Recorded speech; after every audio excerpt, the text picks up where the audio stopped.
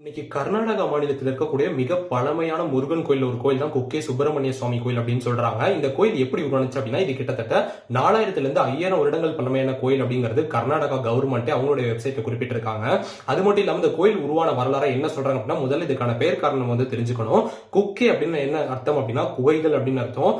குகைகளுக்குள் இருக்கக்கூடிய சுப்பிரமணிய சுவாமி, குகைகளுக்குள் அருளித்த சுப்பிரமணிய சுவாமி அப்படிங்கிறது இதுக்கான பெயர் காரணம். இதற்கான வரலாறு என்ன சொல்றாங்க அப்படின்னா அந்த காலகட்டத்தில் தேவர்கள் இந்த காலகட்டத்தில் பாத்தீங்கன்னா விஷ்ணு பகவான் வந்து அவருடைய வாகனம் கூட கருடன் கிட்ட உலகத்தில் இருக்கக்கூடிய எல்லா நாகங்களையும் கொல்லணும் அப்படிங்கிற கட்டளை இடுறாரு. ஏன் அப்படின்னா நாகங்கள்னால நாக அசுரர்கள்னால பாத்தீங்கன்னா பல மக்களுக்கு தேவர்களுக்கு அழிவு ஏற்படுத்தப்பட்டது.